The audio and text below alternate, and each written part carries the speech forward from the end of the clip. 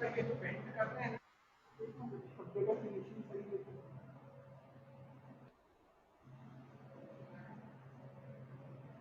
2 minute का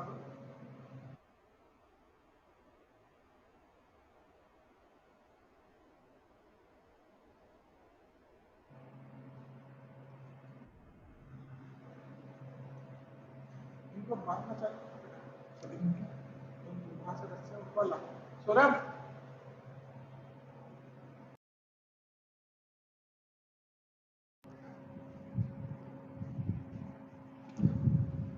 आवाज आ रही है मित्रों?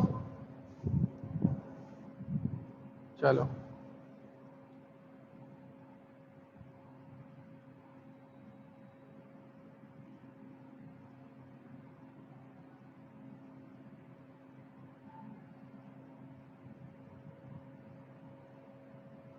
यहां तक कोई समस्या तो नहीं किसी को भी? जितना अपन ने करा है, क्वेश्चन दिया था, अरे बोले, करा आप लोगों ने? बोले रुद्रेश। सर वो लास्ट वाला क्वेश्चन आप समझाने वाले थे जो आपने दिया था। चलो, पहले वाला समझा दिया था, वो समझ में आ गया था। हाँ सर। चलो, अब सेकंड वाले की बात करते हैं। ठीक है, तो रुद्रेश जी आप ही बोले। सर क्वेश्चन था 2 gram of a mixture of CaCO3 and and MgCO3। MgCO3 हाँ, requires of 2 gram of H2SO4 to complete the reaction. बस Determine रुक the जाओ, रुक जाओ। okay. अभी वो बोल रहा है कि आपके पास 2 ग्राम मिक्सचर है बेटा, Yes और sir. उसके लिए H2SO4 भी कितना रिक्वायर्ड है? 2 ग्राम ही रिक्वायर्ड है। Yes sir. सुन रहे हो? आ रही है बात समझ में? Yes 2 ग्राम मेरे पास मिक्सचर है, मतलब उसमें मिक्सचर में क्या क्या प्रेजेंट था? CaCO3 भी था और MgCO3 भी था, तो दोनों ही रिएक्शन करेंगे H2SO4 से। ये बात समझ में आ गई सभी को? तो अपन एक काम करते हैं, सबसे पहले 2 ग्राम लिया तो अपन एक का x मान लेते हैं, एक का 2 - x मान लेते हैं। अरे बोले, फिर हम H2SO4 का मास निकाल लेते हैं। किसका? H2SO4 H2SO4. का। फिर H2SO4 का मास निकाल के, ठीक है, उसका सम करके दोनों रिएक्शन में अलग अलग, MgCO3 के साथ अलग, CaCO3 के साथ अलग, फिर उसको ऐड करके 2 ग्राम के इक्वल कर देते हैं। किसके? 2 ग्राम के, क्योंकि H2SO4 का मास भी 2 ग्राम ही दिया है। अरे Yes बोलो, sir. तो Yes चलो sir. निकालो सभी।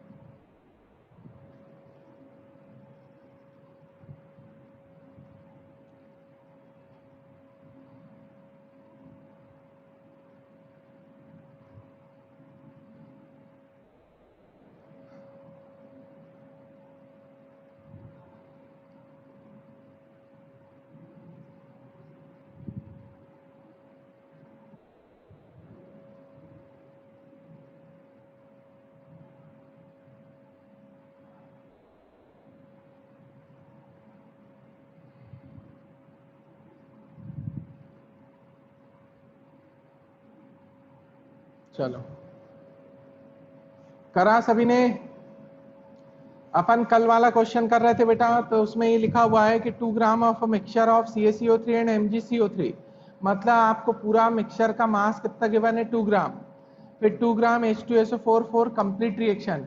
तो एक काम करते हैं अपन, 2 ग्राम में से x ग्राम एक का मान लेते हैं, दूसरे का 2 - x हो जाएगा, उससे अपन H2SO4 का मास निकाल लेते हैं। x ग्राम से कितना रिएक्शन कर रहा है, किसी का भी x ले लो, ठीक है। रिएक्शन मैंने बताई थी, CaCO3 plus H2SO4 gives CaSO4 plus CO2 plus H2O।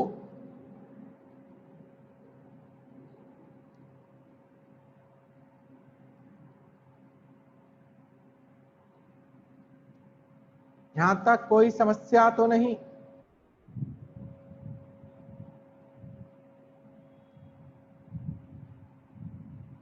और सारे बच्चे वीडियो ऑन करके रखना, और जितने बच्चों ने ज्वाइन करी है क्लास, लास्ट तक क्लास अटेंड करना। बीच में ये तुम लोगों की जो ये आदत हो गई है ना, क्लास लास्ट में छोड़ने की, कि होमवर्क ना मिले फिर हम सर से ये बोल पाए, तो ये अब नहीं चलने दूंगा मैं। जितने बच्चों ने कल क्लास लास्ट में हटा दी थी, मैंने सबके नाम नोट कर रखे हैं, ज्यादा जरूरत है तो फिर मैं पेरेंट्स से बात करूं आपके। आवाज आ रही है सभी को? तो अब जितने बच्चे स्टार्टिंग से एंड तक सभी कांस्टेंट रहना, क्लास अटेंड ही करना।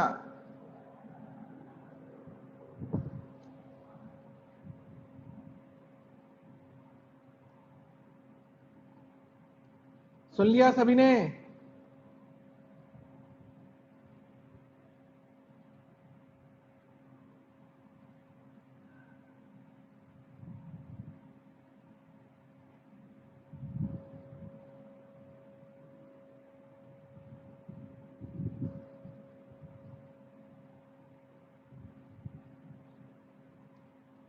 चलो, और वीडियो ऑन चाहिए सभी के। अब CaCO3 रिएक्शन कर रहा था H2SO4 से,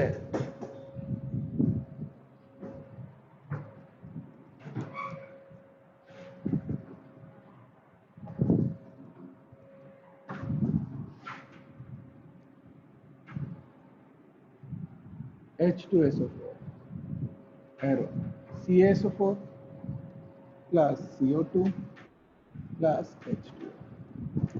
आपके पास क्या था दोस्तों, मिक्सचर था एक, तो मिक्सचर आपने ले लिया, इसमें आपके पास CaCO3 भी है प्लस MgCO3 भी है। इसका मास जो दे रखा है मिक्सचर का, वो दिया है 2 ग्राम। तो हम एक का x मान लेते हैं, तो दूसरे का कितना हो जाएगा, 2 - x। अरे बोले तो अब x ग्राम से H2SO4 कितना रिएक्शन करेगा। यदि मैंने इसका x ग्राम लिया बेटा, ठीक है, तो पहले मास मास रिलेशनशिप बना दें। तो ये 100 ग्राम यदि लेते हैं हम, तो इसका कितना चाहिए, 98 ग्राम। इसका 1 ग्राम लेते हैं, तो इसका कितना चाहिए, 98 डिवाइडेड बाय 100, ठीक है, ग्राम में। अब बाकी को नहीं ले रहे हैं क्योंकि बाकी का कुछ गिवन नहीं है। x ग्राम लिया तो ये रहेगा 98 डिवाइडेड बाय 100 इंटू x ग्राम। सही है, ये आ गया समझ में, मास। चलो अब ऐसे ही अब हम किसका बना लें, CaCO3 के बाद किसका, MgCO3 का। तो MgCO3 जो रहेगा, क्योंकि क्वेश्चन में गिवन है बेटा, इसका अपन ने पहले लिया, तो मैग्नीशियम का मास कितना होता है, कार्बन का कितना, इसका कितना रहेगा, 24 प्लस 12 प्लस 48, कितना हो रहा है ये टोटल, ये हो रहा है 60 80 84। सही है, अरे बोले हैं, तो ये 84 ग्राम यदि हम लेते हैं, ठीक है, कितना, 84, तो यहाँ पे H2SO4 का कितना रहेगा, 98 ग्राम। ठीक है, ये रिएक्शन करके वही बनाएंगे, MgSO4 plus CO2 plus H2O। ठीक है, अब इसका यदि 1 ग्राम लें, तो इसका 98 डिवाइडेड बाय 84। इसका x ग्राम लें,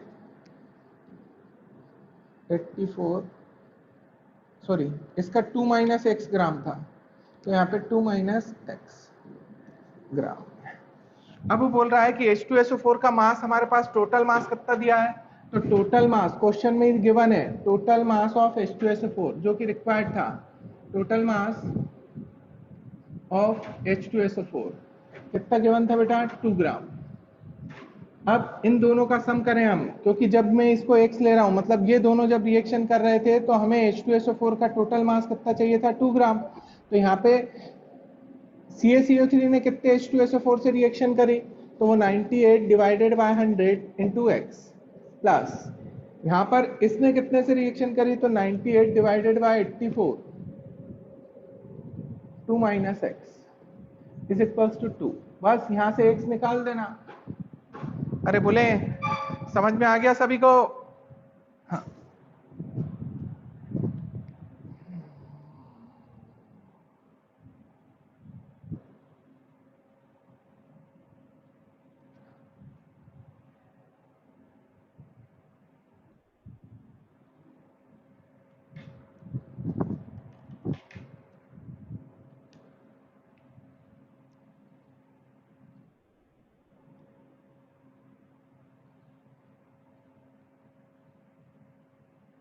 बोलो आशीष। सर सर यहाँ पर ये 100 ग्राम और 98 ग्राम इनके एटॉमिक मासेस हैं। मोलर मास है बेटा, मोलर मोलिकुलर मास, ये एटम नहीं है, ये एक मॉलिक्यूल है, इसलिए अपन इसको बोलेंगे मोलर मोलिकुलर मास। ये निकालते कैसे हैं, जैसे हाइड्रोजन का मास होता है बेटा 1, ठीक है, H2SO4 का मास निकालना बता रहा हूं आपको, सल्फर का मास होता है 32 और ऑक्सीजन का मास होता है 16, ठीक है। तो हाइड्रोजन का मास कितना है, 1 है, थे हाइड्रोजन कितने 2, तो 2 इंटू जितने भी नंबर होते हैं वो, तो अपन टोटल मास निकाल देंगे, सबका सम कर दो, ठीक है, तो आ जाएगा मोलर मास है 98।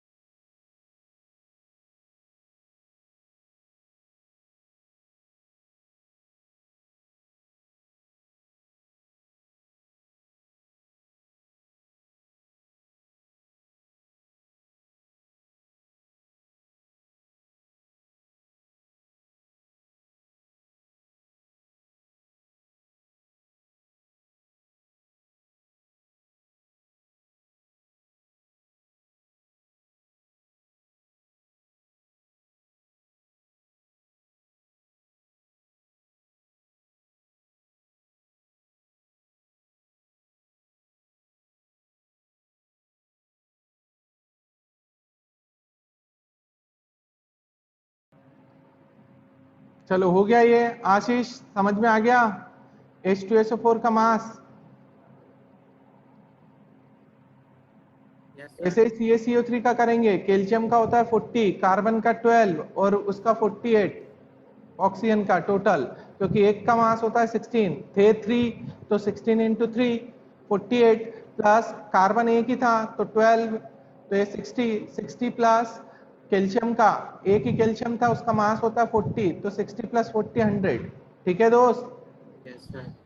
ये रिएक्शन में ये बताते हैं कि किसका कितना पार्ट पार्टिसिपेट कर रहा है, तो जैसे 1 मोल 1 मोल 1 मोल सभी के बन रहे हैं, 1 मोल पार्टिसिपेट भी कर रहे हैं, 1 मोल बन भी रहे हैं, तो मास मास रिलेशनशिप बनाना है तो सबका मोलर मास ले लिया, और किसी के 2 मोल्स हो रहे होते तो 2 इंटू मोलर मास कर देते, ठीक है।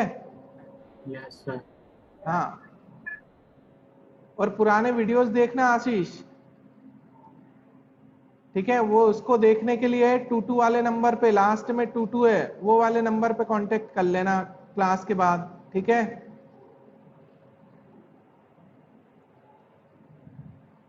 ये पॉइंट समझ में आ गए सभी को?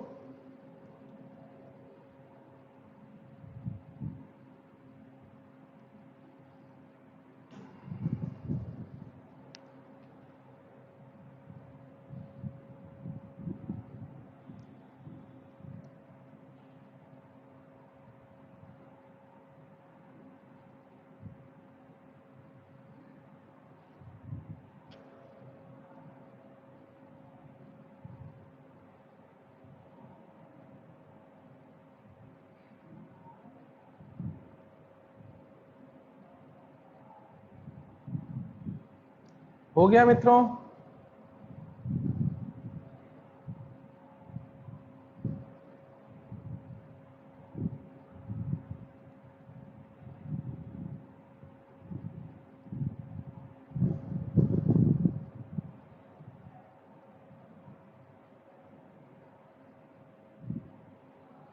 तो यहां से हम x निकाल लेंगे। क्या निकाल लेंगे? x।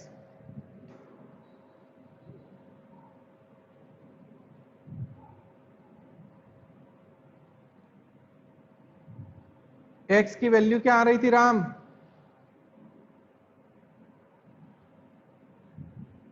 राम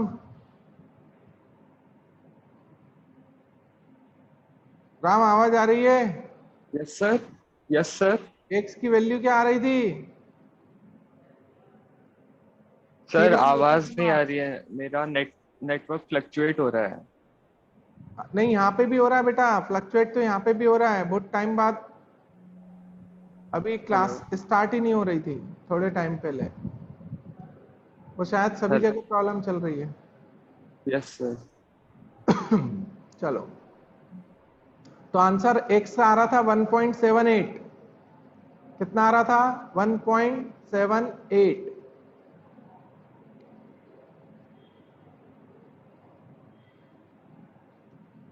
जितने बच्चों ने वीडियो ऑन नहीं कर रखा उनको रिमूव कर रहा हूं मैं।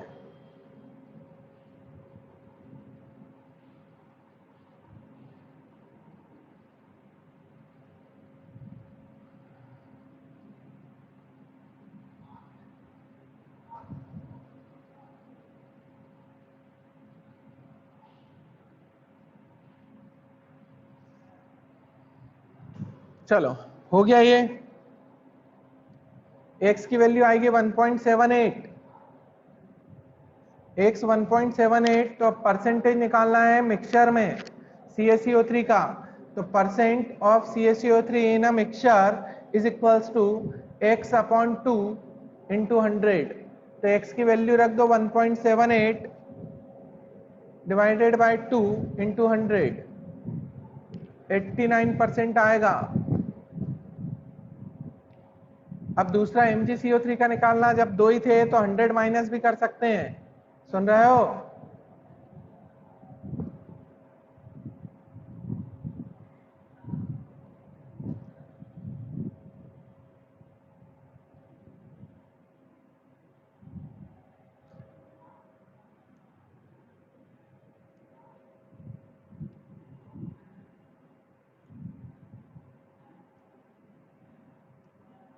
ये पॉइंट समझ में आ गया? चलो, अब next percentage purity calculation. Percentage purity, देखो अपन ने परसेंट यील्ड भी देखा था बेटा कि प्रोडक्ट जितना चाहिए था उतना नहीं बन रहा था। अब यहाँ पे अपन देख रहे हैं परसेंट प्योरिटी। तो प्योर सब्सटेंस होगा, जैसे एग्जांपल लें CaCO3। इसका मैंने ले लिया 100 ग्राम मिक्सचर। कितना? मतलब 100 ग्राम मिक्सचर नहीं, 100 ग्राम ले लिया CaCO3। ठीक है। अब पॉइंट समझना अच्छे से बेटा।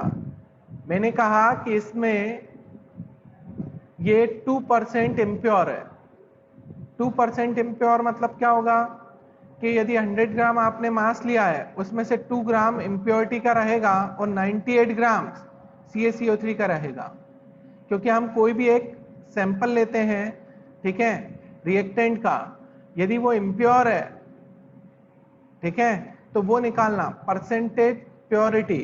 परसेंटेज प्योरिटी कितना हो जाएगा? यदि 98 ग्राम प्योर है और 2 ग्राम इम्प्योर है तो टोटल तो 100 था। मास कितना था? 100। 100 में से 98 ग्राम प्योर रहेगा और 2 ग्राम क्या रहेगा? इम्प्योर।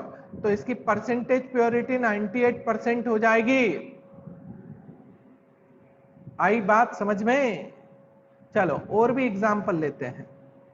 अब जैसे एग्जाम्पल क्या, प्योरिटी की बात करें, जो आप रिएक्टेंट है, मतलब आप क्वालिटी चेक करते हो तो क्वालिटी में हम बोलते हैं कि इसमें इतनी प्योरिटी है। तो प्योरिटी निकालते कैसे हैं? जितना सब्सटेंस था उसमें से कितनी इम्प्योरिटी है उसको हटा दें, उतना मास निकाल लें, डिवाइडेड बाय टोटल मास जितना दिया था। परसेंटेज प्योरिटी क्या रहेगा? एक्चुअल मास, या एक्चुअल मास की जगह अपन बोले pure mass of pure substance divided by mass of substance into 100। Percentage purity क्या बनेगी? सुन रहे हो सब? परसेंटेज प्योरिटी क्या बनेगी? मास ऑफ क्या? Pure substance divided by mass of substance, mass of pure substance divided by mass of substance into 100। तो अब परसेंटेज प्योरिटी लिख लें, नोट कर लें। Percent purity is equals to mass of pure substance divided by mass of substance. तो mass of substance जो रहेगा वो इम्प्योर होगा बेटा। क्या होगा? इम्प्योर।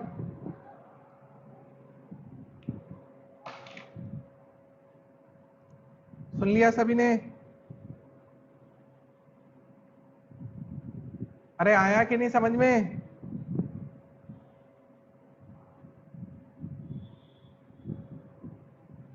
तो percentage purity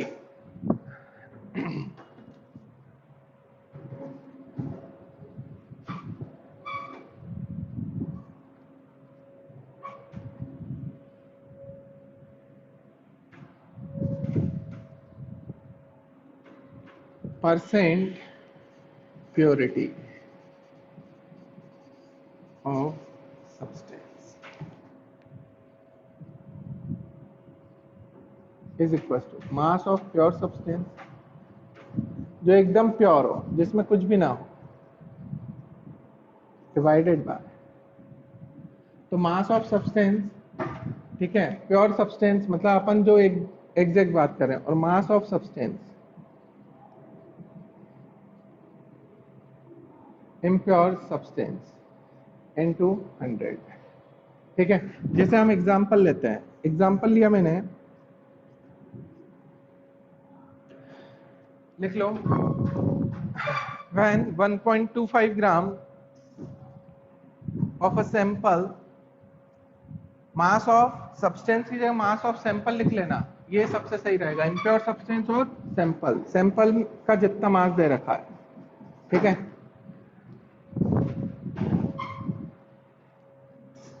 when 1.25 gram of a sample of chalk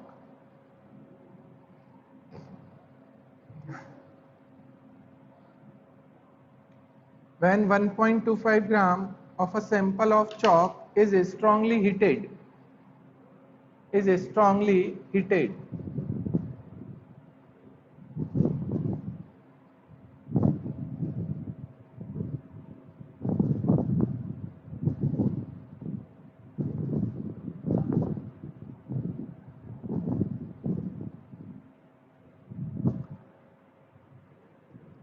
sample of chalk is strongly heated, 0.44 gram CO2, 0.44 gram CO2 gas is produced.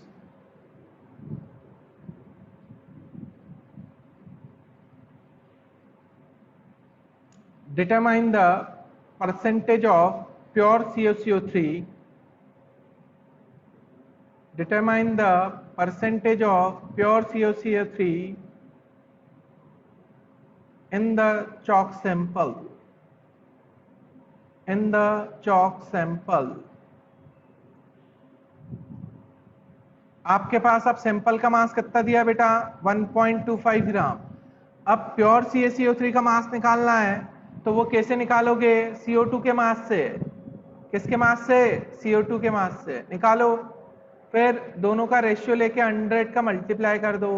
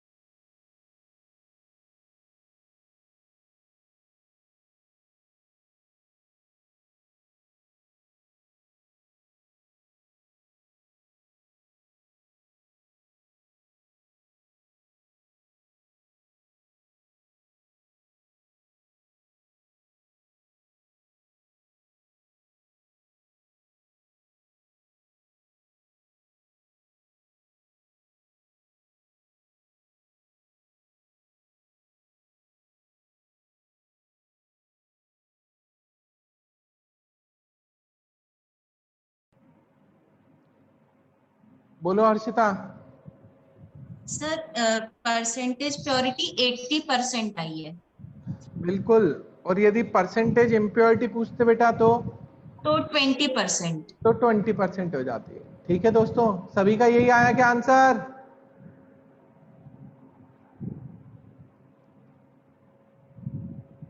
बोले रिद्धि। यस सर, यही आया। यही आया 80%। ठीक है, सही है, 80% सही आ रहा है बिल्कुल। अब क्वेश्चन समझो, जिसको ना समझ में आते हो क्वेश्चंस, क्या होता है कुछ बच्चों को ये प्रॉब्लम आती है बेटा कि पढ़ने के बाद भी क्वेश्चन समझ में नहीं आता कि क्या करें। तो क्या करें, ये क्वेश्चन मार्क है, इसको हटाना है तो आपको उससे भिड़ना पड़ेगा। आप क्वेश्चन को पढ़ें, उसकी लैंग्वेज को तोड़ने की कोशिश करें और क्वेश्चन सॉल्व करें।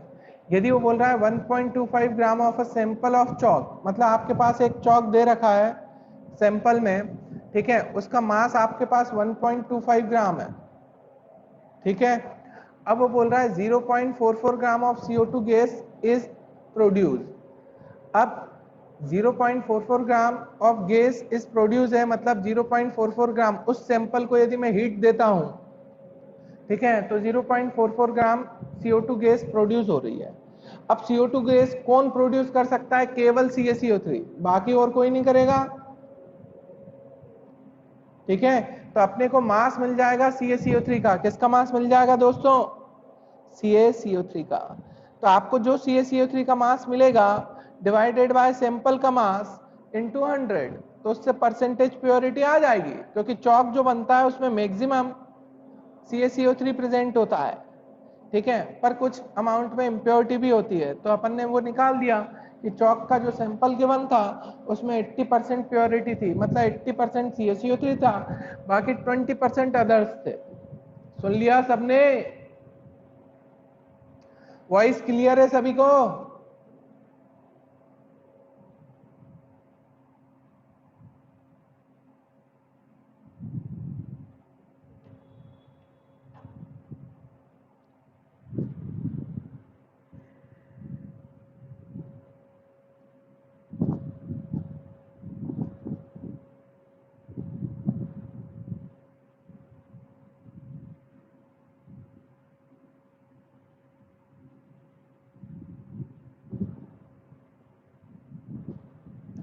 ये आ गया समझ में दोस्तों? चलो अब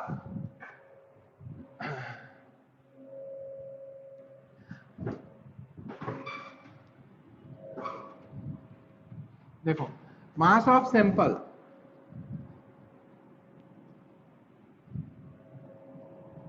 कितना गिवन है? 1.25 ग्राम। ठीक है, मास ऑफ CO2 0.44 ग्राम। ठीक है, अब मैं ये बोल रहा हूं कि CaCO3 जो था ये चॉक में है, मास ऑफ सैंपल जो है वो चॉक का है, तो CaCO3 उसमें रहता है मैक्सिमम। तो अब यहाँ पे क्या बनाएगा? CO plus CO2। सही है, हीट देंगे तो ये हीट का साइन होता है डेल, ये हीट का साइन होता है, तो CaCO3 को दिया तो CaO बनाया, CO2 बनाया। यदि मैं इसको मोल में लेके चलता तो यहाँ पे कुछ नहीं लिखा मतलब 1, तो इसका 1 मोल, यहाँ पे कुछ नहीं लिखा मतलब 1, तो ये 1 मोल, यहाँ पे ये 1 मोल बनाएगा। सही है दोस्तों? अब मुझे मतलब इससे और इससे है, तो यदि मैं इसका 100 ग्राम लेता हूँ, क्योंकि इसका मोलर मास 100 ग्राम है, तो इसका 44 बनता है बेटा। ये मास मास रिलेशनशिप बना दी। अब इसका यदि 1 ग्राम लें तो इसका कितना बनेगा? 100 डिवाइडेड बाय 44। अब इसका 0.44 ग्राम लें, ये बनेगा कब? जब हमें CaCO3 का कितना चाहिए रहेगा, तो 100/44 इंटू 0.44। ये पॉइंट हटाएंगे, 100 आएगा, ये कैंसल, ये कैंसल, मतलब 1 ग्राम। जब हम 1 ग्राम लेंगे तो इसका 0.44 ग्राम बनेगा। तो मेरे पास CaCO3 का कितना मास आ गया बेटा? 1 ग्राम। तो अब percentage purity of CaCO3 in a sample 1 divided by 1.25 into, तो वैल्यू आ जाएगी। आया समझ में?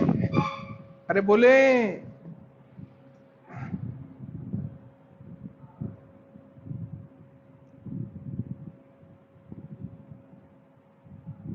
कोई दिक्कत तो नहीं किसी को भी?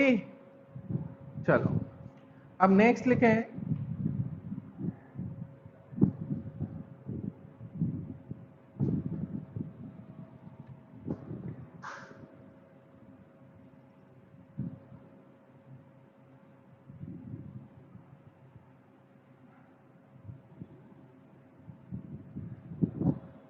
सक्सेसिव रिएक्शंस होती है बेटा कुछ। सक्सेसिव रिएक्शन मतलब एक में बन रहा है दूसरे में यूज हो रहा है। मेरी बात सुनो फिर से। सक्सेसिव रिएक्शंस क्या होती है? एक के बाद एक के बाद एक चल रही है। मतलब क्या हुआ, रिएक्टेंट लिया आपने, उसने कुछ प्रोडक्ट्स बनाए, उन प्रोडक्ट्स में से कोई एक दूसरी आगे आने वाली रिएक्शन में पार्टिसिपेट कर रहा है। ठीक है, मेरी बात सुन रहे हो? सक्सेसिव रिएक्शंस क्या होती हैं? एक के बाद एक के बाद एक चल रही है। मतलब एक रिएक्टेंट था, उसने 3 प्रोडक्ट्स बनाए, अब वो प्रोडक्ट में से 3 में से एक को हमने आगे रिएक्शन में यूज कर लिया, उससे और प्रोडक्ट्स बने, तो ये समझ गए? चलो नेक्स्ट क्वेश्चन लिखो एक और। How many grams of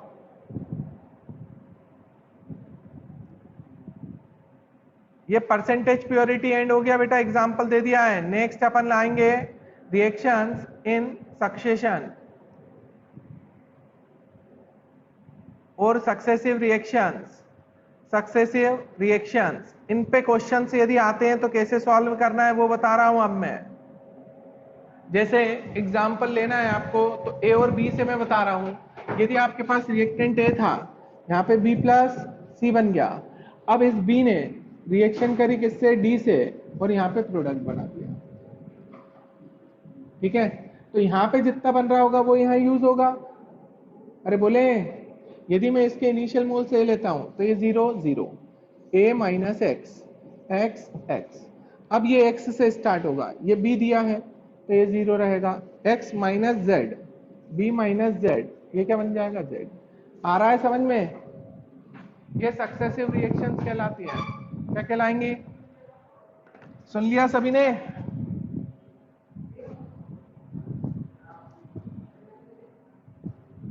point समझ में आया?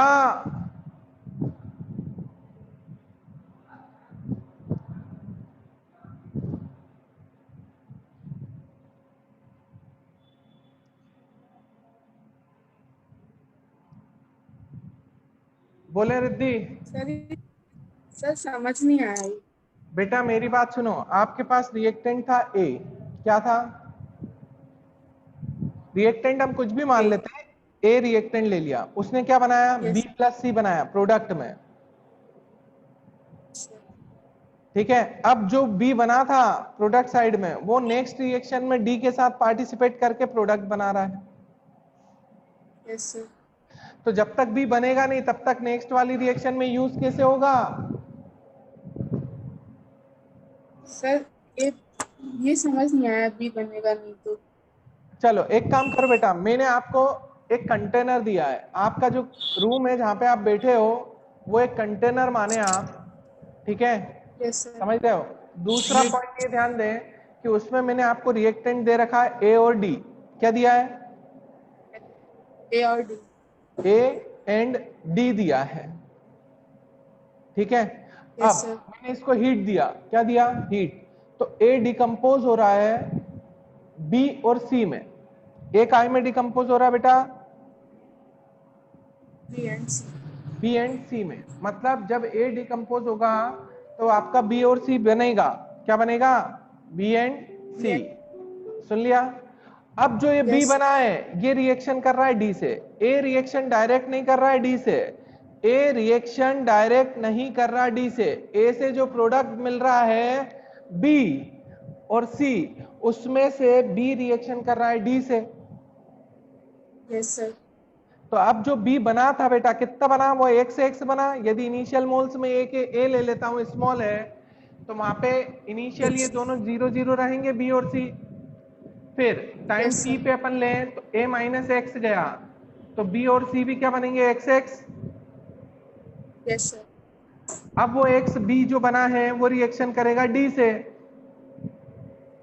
Yes sir. आ रहा है समझ में?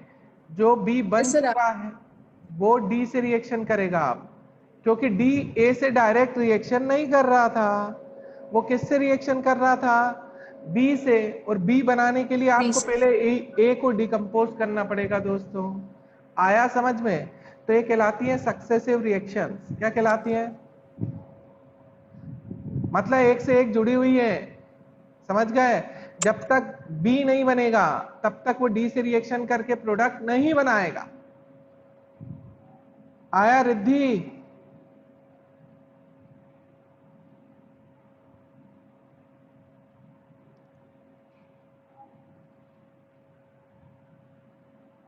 बोले आशीष?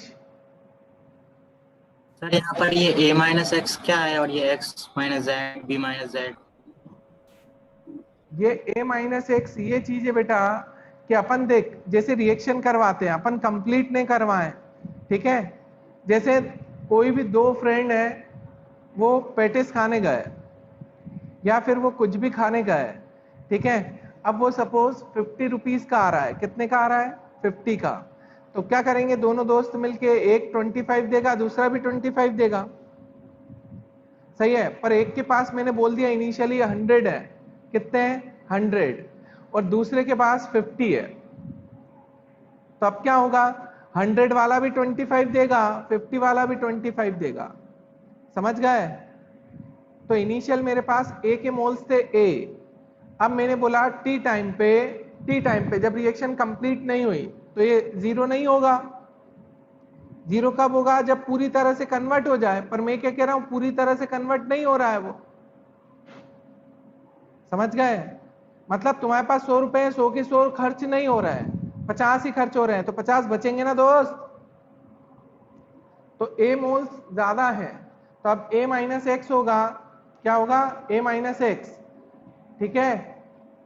तो उससे क्या उधर क्या बनेगा? एक्स और एक्स। क्या बनेगा? एक्स एंड एक्स, ठीक है? अब वो एक्स जो बन रहा था वो रिएक्शन करेगा डी से, और डी के मोल्स क्या दे रखे हैं? बी। तो बी और एक्स लिया। अब इसमें से कितना कितना जाएगा? तो जेड जेड, क्योंकि जो रिएक्शन लिखी होती है मेरे दोस्त उसमें ये बताया जाता है किसका कितना पार्ट पार्टिसिपेट कर रहा है। आशीष पुराने लेक्चर्स देख सकते हो ना तुम? तो एक काम करना, तुम पुराने लेक्चर्स पूरे देखना स्टार्टिंग से, अभी स्टोइक्योमेट्री से, ठीक है? 4-5 क्लास पहले से, 5 क्लास पहले से देखोगे तो आपको ये चीजें समझ में आ जाएंगी, ठीक है? ओके।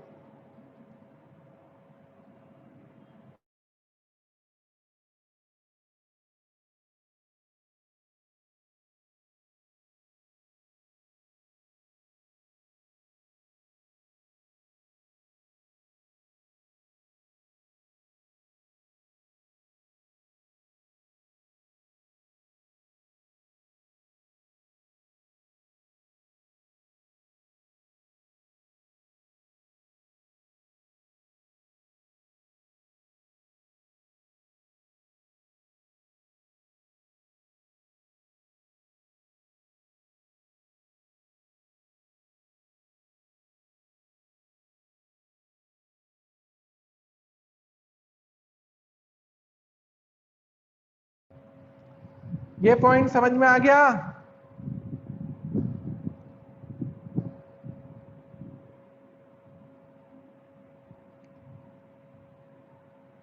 नोट कर लिया ये?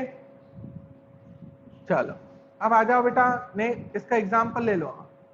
एग्जाम्पल में अपन लेते हैं how many grams of ethylene, bracket में लिख लेना C2H4। How many grams of ethylene can be burn completely by the oxygen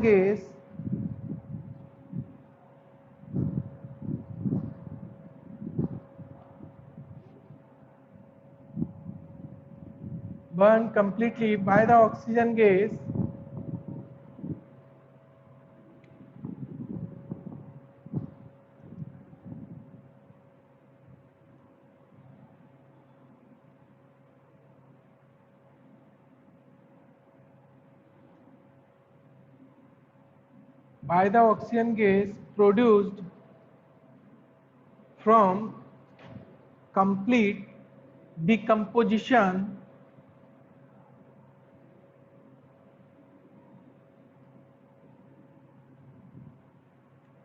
produced from complete decomposition of 49 gram KClO3. 49 gram KClO3.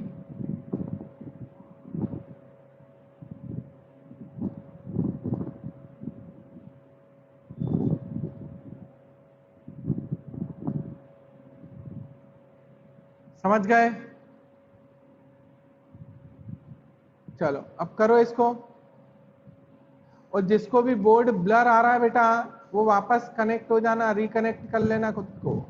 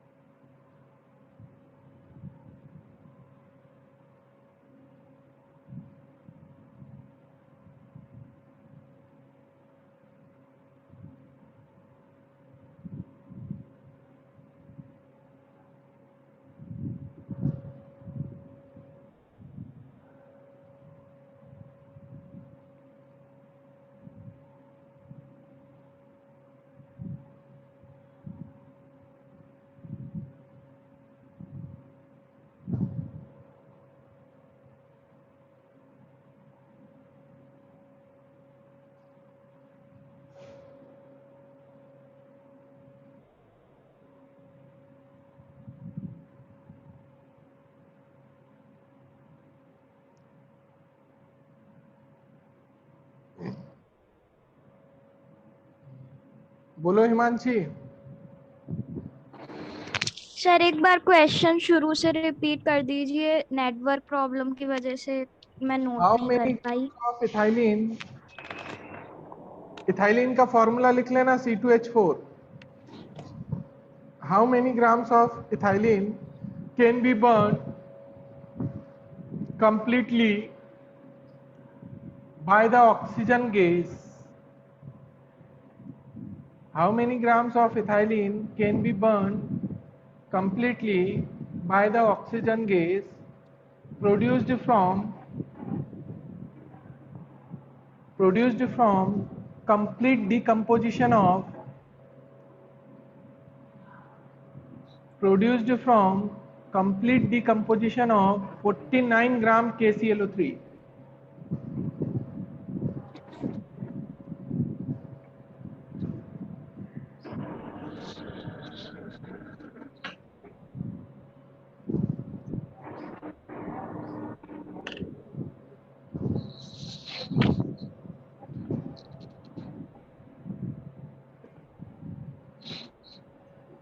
बोलो अर्चिता। तो मैंने इसे मास मास रिलेशनशिप से किया था, तो मेरा 5.6 ग्राम आ रहा है। हाँ बोलो पार्थ। सर मेरा भी 5.6 ग्राम आ रहा है आंसर। बिल्कुल सही है दोनों का आंसर। बोले हर्ष। सर 5.6 आ रहा है। सही है, सही है राम, 5.6।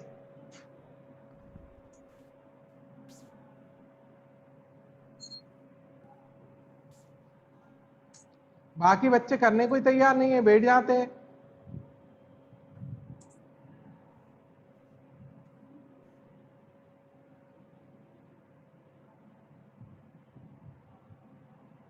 बोलो। सर 5.6 ग्राम आ गया। आ रहा है? हाँ। ओके, ठीक है।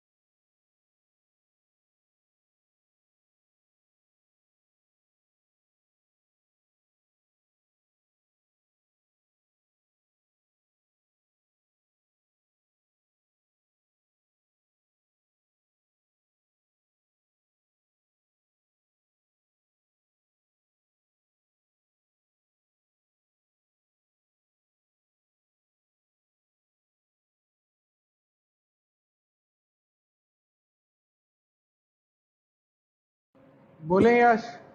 यस सर, आंसर आ गया 5.6 ग्राम। ठीक है दोस्त, सभी का 5.6 आ रहा है। जानवी? 5.6 ग्राम ही आ रहा है। ओके मित्र, सही है। ध्रुव?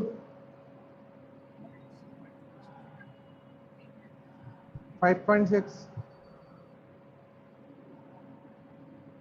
ओके, सभी का 5.6 आ रहा है जिन्होंने सॉल्व किया है। अब जिनसे नहीं बना है बेटा वो देख लो। सबसे पहला KClO3 को अपन डिकम्पोज करवाएंगे तो KCl प्लस O2 बनेगा। फिर वही O2 यूटिलाइज करेंगे काय में? इथाइलिन गैस के कंबशन में। काय में? इथाइलिन गैस के कंबशन में। सुन लिया? इथाइलिन गैस के कंबशन में वही यूज करेंगे O2। तो सबसे पहले KClO3 जितना दिया है उससे O2 बना लो, ठीक है। फिर इस O2 का यूज कहाँ करो? इथाइलिन गैस के कंबशन में। अरे बोलो।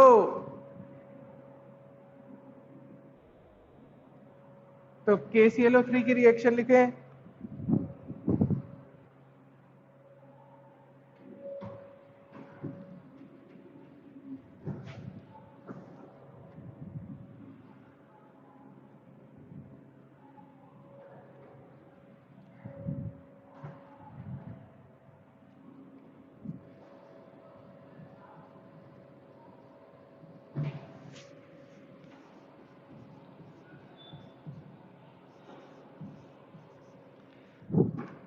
ठीक है, ये बनेगी इक्वेशन। फिर ये वाला O2 काय में यूज होगा बेटा? C2H4 के कंबशन में।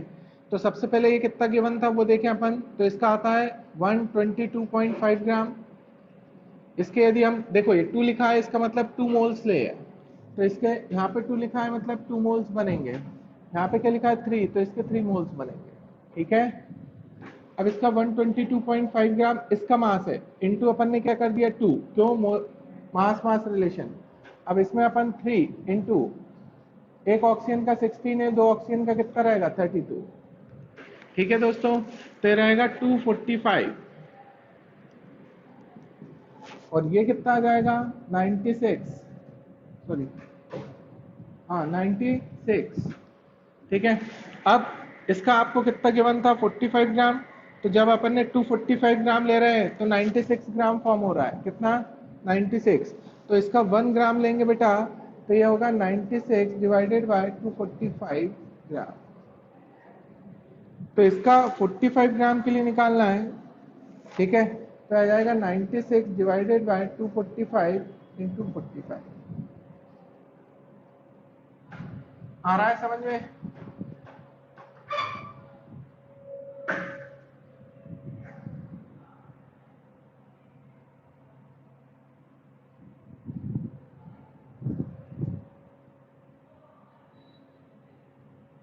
बोलो कुणाल।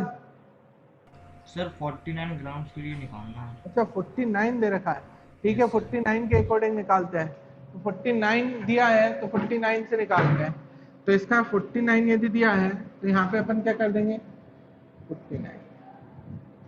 ठीक है, कोई दिक्कत तो नहीं आ रहा है? अब आपके पास इसका 49 ग्राम लेता हूं तो इतनी ऑक्सीजन गैस बनती है, तो एक किसका आ गया बेटा mass of O2, weight of O2 आ गया। अब दूसरी इक्वेशन क्या होती है, तो दूसरी इक्वेशन में उसने बोला C2H4 प्लस O2 गिव्स, तो अब इधर कार्बन कितने थे 2 थे, तो 2CO2 प्लस हाइड्रोजन कितने 4, तो ये रहेगा 2H2O। सुन लिया 2H2O। अब टोटल ऑक्सीजन कितनी लग रही है 4 2 6 मतलब 3O2। अरे आया कि नहीं, कोई दिक्कत तो नहीं, लॉक कर दें? सुन रहे हो सभी? बोलो पीयूष। सर ये जो इक्वेशन बनती है इसको बनाने का कोई फॉर्मूला नहीं है, मतलब याद नहीं रहती है। कौन सी इक्वेशन? सर मतलब ये KClO3 जो है वो 2KCl देगा 3O2, ऐसी जो इक्वेशंस बनती हैं। नहीं बेटा, ये जब अपन क्वालिटेटिव एनालिसिस करेंगे, और ये तुम्हें अभी याद रखना ही रहेंगे इक्वेशन, मैंने उस दिन भी बताया था। जिस दिन अपन केमिकल बॉन्डिंग पढ़ेंगे 11th का, उसके बाद तुम्हें 50% रिएक्शन, या तो मैं पूरी रिएक्शन से रटवा दूं तुम्हें जो जो यूज होना है अभी बार बार नोट्स देके, या फिर अपन क्या कर सकते हैं जब इनका आएगा वो रहेगा केमिकल बॉन्डिंग के बाद वाला टॉपिक, तो उसमें बता दूंगा। थर्मली डिकम्पोजिशन करवा रहे हैं ये अपन, क्या करवा रहे हैं थर्मली डिकम्पोजिशन। ठीक है, KClO3 वाला सुन लिया? सर अरे क्योंकि बोले इक्वेशन नहीं रहती ना फिर क्वेश्चन भी नहीं हो पाता। नहीं, क्वेश्चन नहीं, अभी ये इक्वेशन तो अपन 10 बार यूज कर चुके हैं अभी तक। KClO3 gives KCl plus O2। ये सर मतलब और भी रिएक्शंस है ना, उनको भी मतलब। और रिएक्शन कौन सी है? सर मतलब दूसरी, आप अगर क्वेश्चन मतलब बता रहे हो तो दूसरी रिएक्शन मैंने बताया इथाइलिन वाला कंबशन वाली है, तो ये भी बना सकते हो। जब कार्बन 2 दिए हैं तो 2CO2 में, और हाइड्रोजन दिए तो H2O में, कंबशन में यही तो बताया था, कार्बन और हाइड्रोजन प्रेजेंट है, तो आपको उसको काय में ले जाना है CO2 में। अब 2 कार्बन है तो 2CO2, 4 हाइड्रोजन है तो 2H2O। सुन लिया? Okay sir. हाँ। चलो, अब यहाँ पे आपके पास ऑक्सीजन आ गई है बेटा, मास। तो अब हमें क्या चाहिए था, क्या पूछा था क्वेश्चन में, how many gram of ethylene gas can be burn completely by the oxygen gas produced from completely decomposition of 49 gram of KClO3। तो अब अपने पास मास आ गया है O2 का, उतने मास से आप कितना इथाइलिन गैस को कंबशन करवा सकते हैं वो बताना है। तो मास ऑफ क्या निकालोगे आप, C2H4 निकालें सब।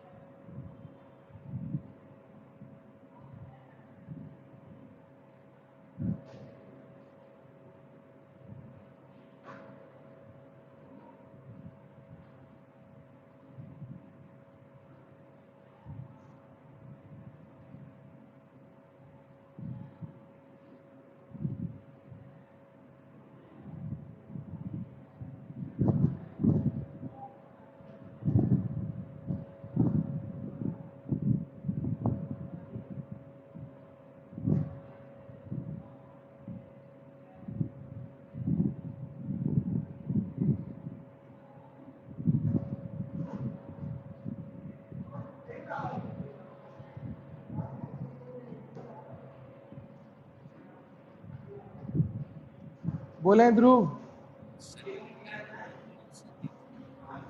ध्रुव आवाज नहीं आ रही दोस्त, वहां से आपकी तरफ से कुछ प्रॉब्लम है।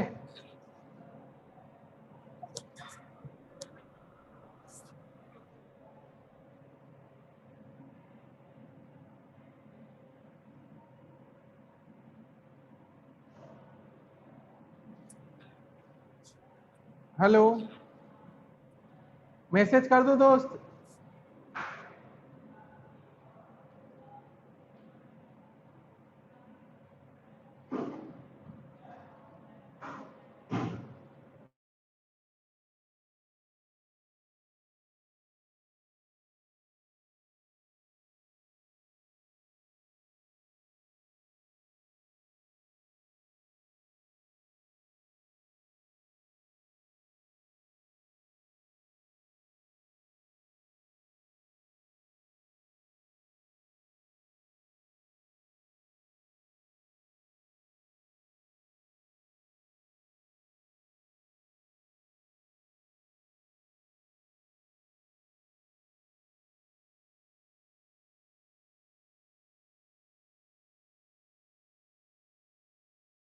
हेलो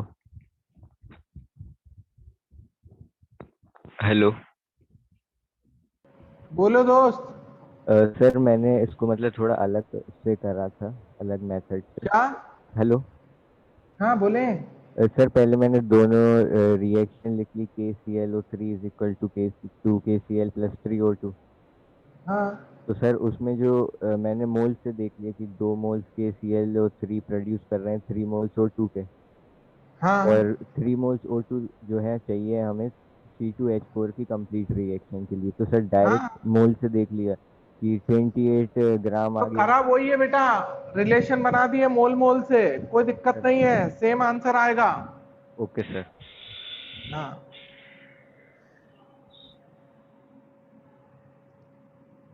चलो ये पॉइंट समझ में आ गए।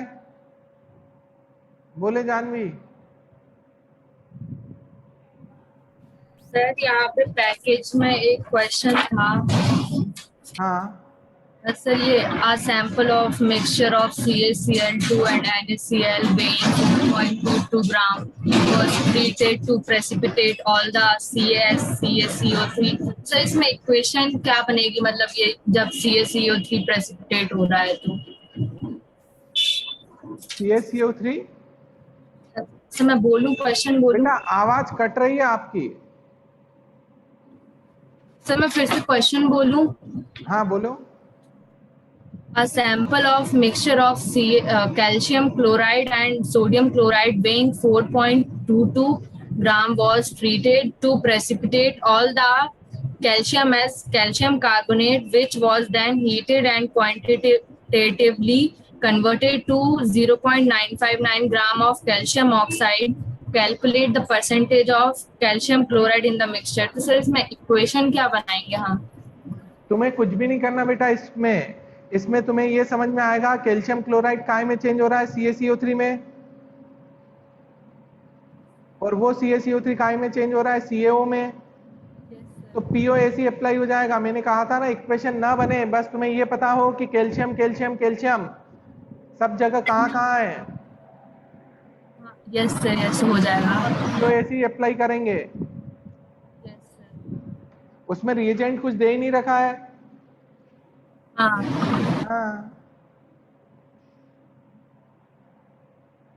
तो कैल्शियम के लिए POAC अप्लाई कर देना, आंसर आ जाएगा।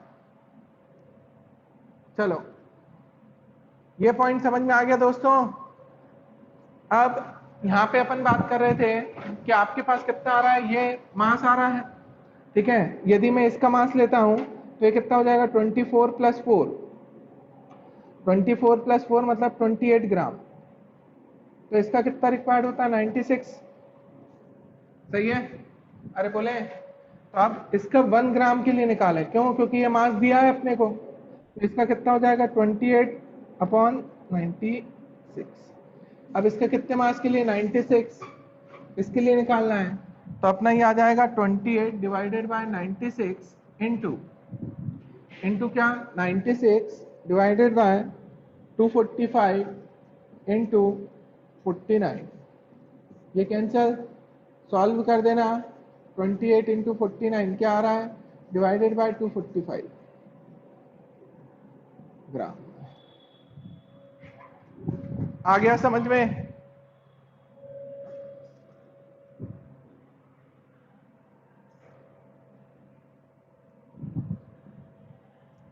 तो आंसर आ जाएगा आपका 5.6।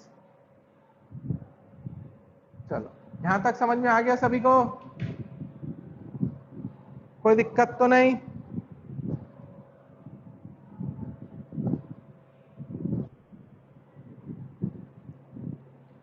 अरे बोले पॉइंट समझ में आ गए?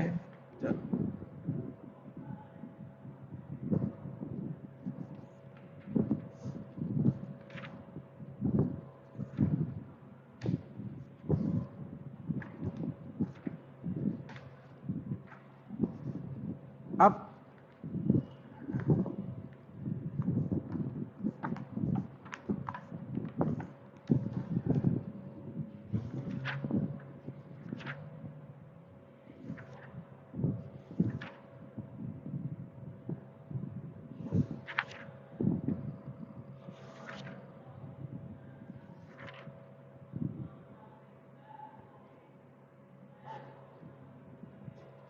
अब हेडिंग डालें बेटा,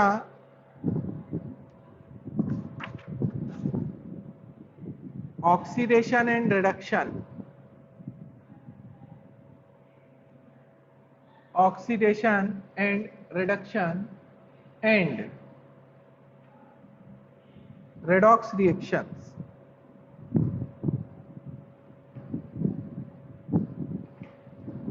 and redox reaction।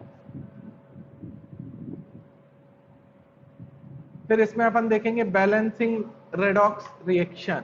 Balancing redox reaction, ठीक है। तो ये चार चीजें अपने को देखना रहेगा, ठीक है। तो सबसे पहले अपन बात करते हैं ऑक्सीडेशन एंड रिडक्शन की। काहे की दोस्तों? ऑक्सीडेशन क्या होता है, रिडक्शन क्या होता है, ठीक है। अब ये नया टॉपिक है, तो अब पुराने टॉपिक इसमें कुछ भी अप्लाई नहीं होगा ज्यादा, बस मोल का यूज होगा, ठीक है। तो जो नए बच्चे हैं अभी ज्वाइन करें उनको पूरा समझ में आएगा, ठीक है। पीछे अभी इसकी कोई कनेक्टिविटी नहीं रहेगी इसमें। आ रही है बात समझ में? चलो अब ऑक्सीडेशन और रिडक्शन की बात करते हैं। तो सबसे पहले वही देखेंगे, फिर ऑक्सीडेशन नंबर देखेंगे। क्या देखेंगे? ऑक्सीडेशन नंबर, ठीक है। फिर रेडॉक्स देखेंगे। तो सबसे पहले हेडिंग डाल लो अब ऑक्सीडेशन एंड रिडक्शन, केवल ऑक्सीडेशन। इसमें अपन क्या क्या देखेंगे वो बता रहा हूं। ऑक्सीडेशन रिडक्शन देखना है बेटा, रेडॉक्स रिएक्शन देखना है।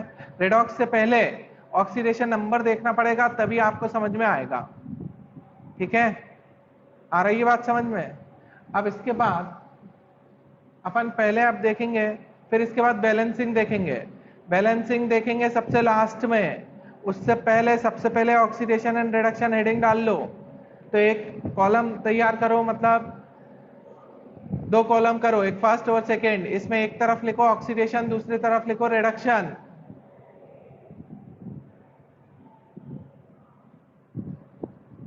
Oxidation and reduction. ऑक्सीडेशन क्या होता है? Removal of hydrogen.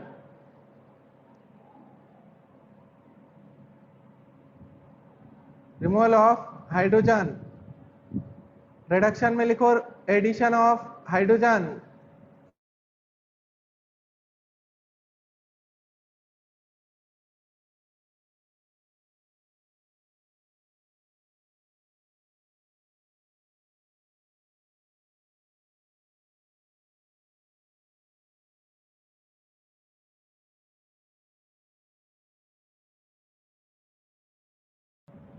चलो फिर ऑक्सीडेशन में अपन ने लिख लिया क्या? हाइड्रोजन यदि हटता है, रिमूवल ऑफ हाइड्रोजन, तो वो ऑक्सीडेशन है, ठीक है। फर्स्ट डेफिनेशन हाइड्रोजन के बेसिस पे दी गई थी। सेकेंड,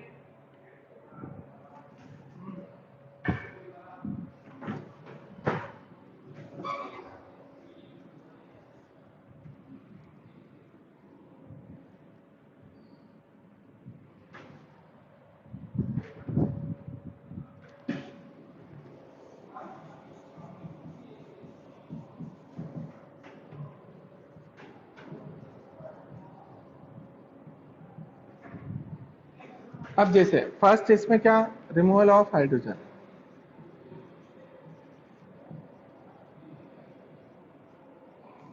यहाँ पे फर्स्ट क्या, addition of hydrogen.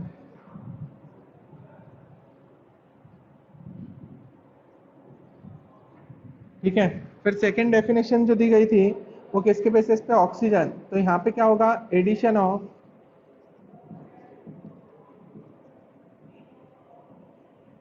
Oxygen, second removal of oxygen.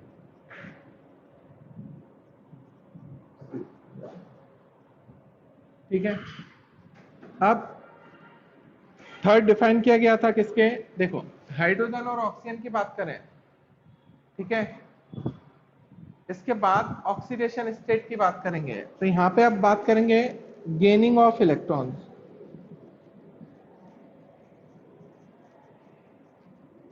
कोई भी यदि इलेक्ट्रॉन गेन करेगा, ठीक है, थर्ड यहाँ पे अपन बात करें रिमूवल ऑफ इलेक्ट्रॉन्स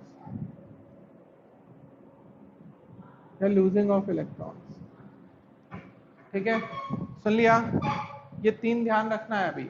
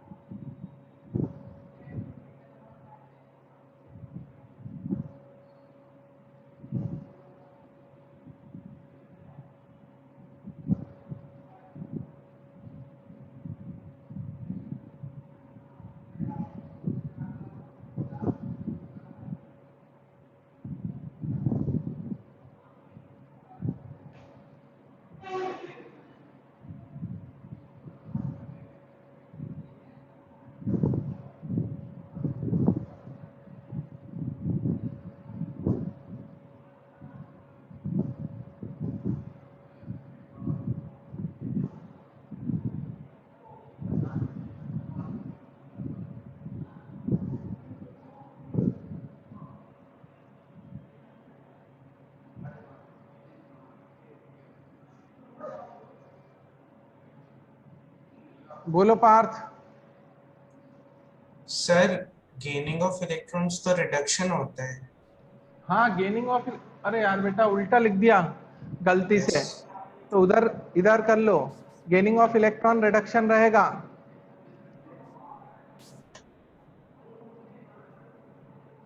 बोलो लक्ष्य। यही बोलने वाला हूँ। हाँ गेनिंग ऑफ इलेक्ट्रॉन क्या है, उल्टा लिखा गया, वो रिडक्शन पहले लिखने की आदत सी थी मेरे को, पहले मैं रिडक्शन लिखता था तो वो दिमाग उधर ही चल रहा है। किधर, नई कोचिंग पे, समझ रहे हो, वहां से अभी कॉल आया था इसलिए दिमाग उधर चला गया।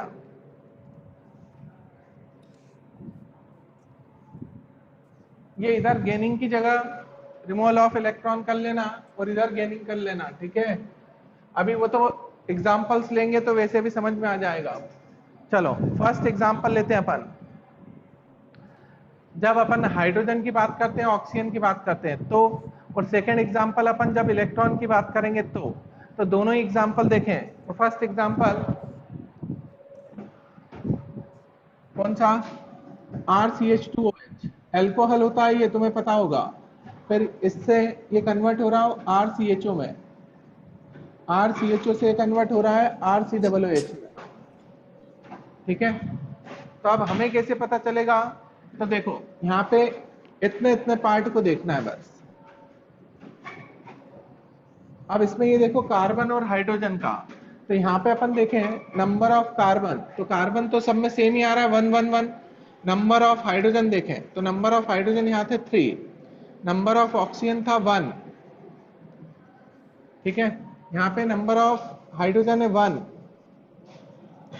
नंबर ऑफ ऑक्सीजन भी 1, यहाँ पे number of hydrogen 1, number of oxygen कितना हो गया 2, ठीक है। कोई दिक्कत? क्योंकि हाइड्रोजन और ऑक्सीजन के बेसिस पे चलेंगे।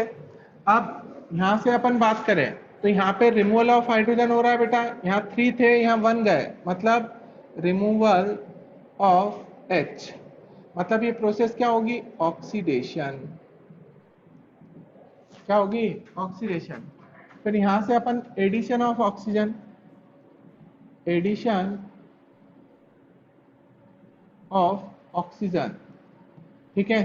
तो ये एडिशन हो रहा है क्योंकि यहाँ पे 1 ऑक्सीजन था, हाइड्रोजन 1 था, पर यहाँ पे हाइड्रोजन तो 1 है, ये तो फिक्स है, बट ऑक्सीजन कितने हो गए? 2 हो गए। तो ये एडिशन ऑफ ऑक्सीजन, ये भी प्रोसेस क्या कहलाएगी? ऑक्सीडेशन।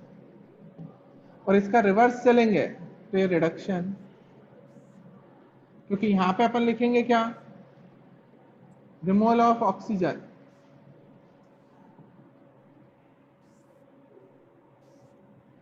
यहाँ पे अपन चलेंगे तो यहाँ पे एडिशन ऑफ हाइड्रोजन, तो अपन फॉरवर्ड जा रहे हैं बेटा, फॉरवर्ड ये कहलाएगा, इस डायरेक्शन को अपन बोलेंगे फॉरवर्ड और इसको बोलेंगे बैकवर्ड।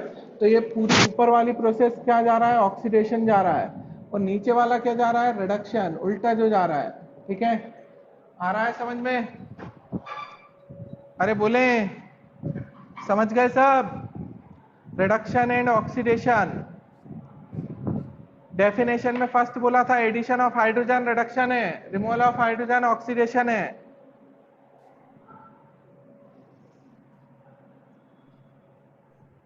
सारे पॉइंट्स लिखे भी हैं।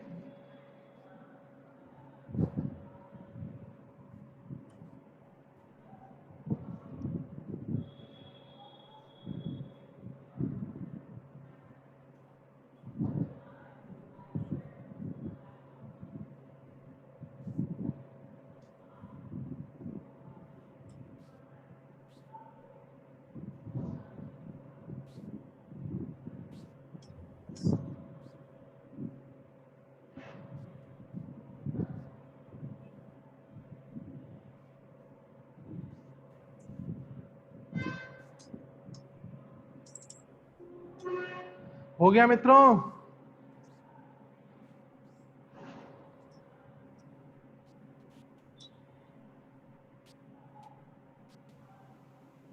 बोलो अर्चिता। सर ये RCH2OH में ये R क्या है और ये CH2OH ये क्या है? ये CH2OH को अपन बोलते हैं बेटा एल्कोहल। OH ग्रुप जिसमें लगता है उसको एल्कोहल, CHO ग्रुप जिसमें लगता है उसको एल्डिहाइड। एल्कोहल, एल्डिहाइड और एसिड। एसिड कौन सा होता है? COOH। ये भी आ जाएगा आगे, टेंशन मत लेना, ठीक है? Yes sir. Okay. Alcohol, aldehyde and acid. तो अल्कोहल से एसिड की तरफ जा रहे हैं तो ऑक्सीडेशन हो रहा है, एसिड से अल्कोहल की तरफ आ रहे हैं तो रिडक्शन हो रहा है, एसिड से अल्कोहल की तरफ आ रहे हैं तो रिडक्शन, ठीक है। कोई दिक्कत तो नहीं दोस्तों? चलो अब सेकेंड एग्जांपल लेते हैं क्लोरीन से।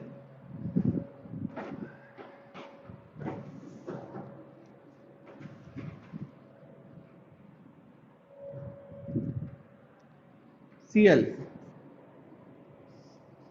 Cl, Cl, Cl, Cl, ठीक है। अब एक काम करते हैं अपन, Cl में यहां पे लेते हैं नंबर ऑफ प्रोटॉन्स, कितना है? 17। नंबर ऑफ इलेक्ट्रॉन्स भी 17, तो इस पे चार्ज 0। अब मैंने इस डायरेक्शन में रिमूवल ऑफ इलेक्ट्रॉन, तो -1 electron, -1 electron, -2 electron, -2 electron, -2 electron, ठीक है। तो अब यहाँ पे क्या होगा? प्रोटॉन्स तो अभी भी 17 है, प्रोटॉन 17 है, प्रोटॉन 17 है, प्रोटॉन 17 है, ठीक है दोस्तों। इलेक्ट्रॉन्स की बात करें तो पहले अपने पास कितना था बेटा? इलेक्ट्रॉन्स भी 17 था, चार्ज 0 था। इलेक्ट्रॉन कितने थे? 17। कोई भी एक एलिमेंट दिया रहता है, यहाँ पे एटॉमिक नंबर लिखा होता है, तो मैंने बताया था क्या, नंबर ऑफ प्रोटॉन्स। तो नंबर ऑफ प्रोटॉन्स क्या रहेगा, एटॉमिक नंबर के इक्वल। जिसको नहीं पता वो नोट कर लेना।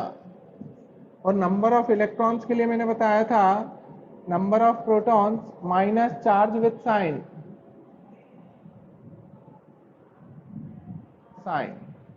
ठीक है। तो यहाँ पे 0 चार्ज है, तो 17 माइनस 0, नंबर ऑफ प्रोटॉन 17 थे। अब यहाँ पे इलेक्ट्रॉन्स कितने हो गए, एक इलेक्ट्रॉन गया, तो यहाँ पे 16। तो अब इस पे चार्ज क्या, ये प्लस 17 क्योंकि, और ये माइनस 16, ठीक है। तो रिजल्टेंट कितना आएगा, +1, तो इस पे +1 आ जाएगा। यहाँ पे इलेक्ट्रॉन्स कितने हो गए बेटा, 16 में से 2 और तो 14, तो ये यहाँ पे +3 आ जाएगा। यहाँ पे इलेक्ट्रॉन्स कितने हो गए, 14 माइनस 2 12 +5 आ जाएगा। यहाँ पे इलेक्ट्रॉन्स कितने हो गए बेटा, 10 +7 आ जाएगा। आ रहा है समझ में। इसके इधर चलते हैं अपन। तो यहाँ पे अपन ने ले लिया Cl माइनस, तो यहाँ पे प्रोटॉन्स कितने हैं, 17, इलेक्ट्रॉन्स 18, ठीक है। अब इधर से इधर चल रहे हैं, तो इस डायरेक्शन में क्या हो रहा है बेटा, -1 इलेक्ट्रॉन -1, मतलब इस डायरेक्शन में चल रहे हैं अपन, तो रिमूवल ऑफ इलेक्ट्रॉन हो रहा है। क्या हो रहा है, इलेक्ट्रॉन, ठीक है, लूजिंग ऑफ इलेक्ट्रॉन हो रहा है। तो ये प्रोसेस क्या कहलाएगी, ऑक्सीडेशन। तो किसी भी एलिमेंट में अपन बात कर रहे हैं नेगेटिव से, यदि वो पॉजिटिव की तरफ बढ़ता है तो वो प्रोसेस क्या कहलाती है, ऑक्सीडेशन। और जब वो पॉजिटिव से नेगेटिव की तरफ बढ़ता है तो वो गेन करेगा इलेक्ट्रॉन्स को, क्या करेगा, गेन। तो इस डायरेक्शन में चलेंगे तो गेनिंग ऑफ इलेक्ट्रॉन। तो ये प्रोसेस क्या कहलाएगी, रिडक्शन। ये क्या कहलाएगी, रिडक्शन। सुन लिया सभी ने। बैकवर्ड डायरेक्शन में ऐड करना है, फॉरवर्ड डायरेक्शन में रिमूव कर रहे हैं, ठीक है, सुन लिया। चलो अब इसके आगे अपन नेक्स्ट कल देखेंगे, ठीक है। ये नोट कर लें एग्जांपल।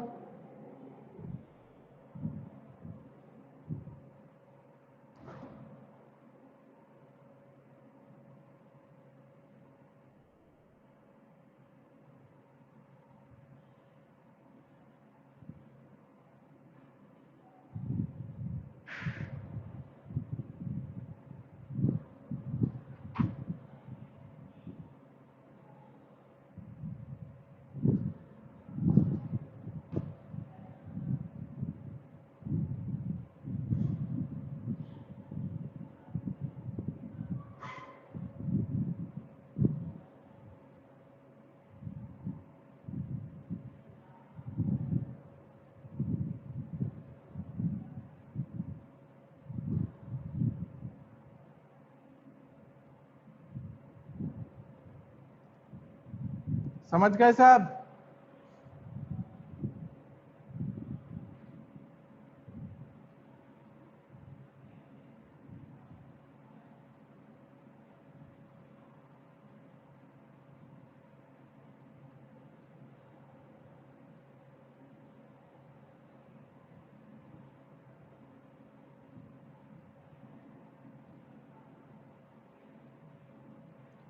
नोट कर लिया ये समझ में आ गया सभी को। यदि इलेक्ट्रॉन लूज कर रहा है कोई, तो वो डायरेक्शन में क्या जाएगा, ऑक्सीडेशन में जाएगा। वो डायरेक्शन काय में जाएगी, ऑक्सीडेशन में। मतलब माइनस से यदि वो 0 आता है, 0 से प्लस में जा रहा है, मतलब ऑक्सीडेशन है। और प्लस से वो यदि 0 में आ रहा है और 0 से माइनस में जा रहा है, मतलब रिडक्शन है। आ गया समझ में। चलो अब इसके आगे नेक्स्ट कल देखेंगे दोस्तों। Okay, bye bye.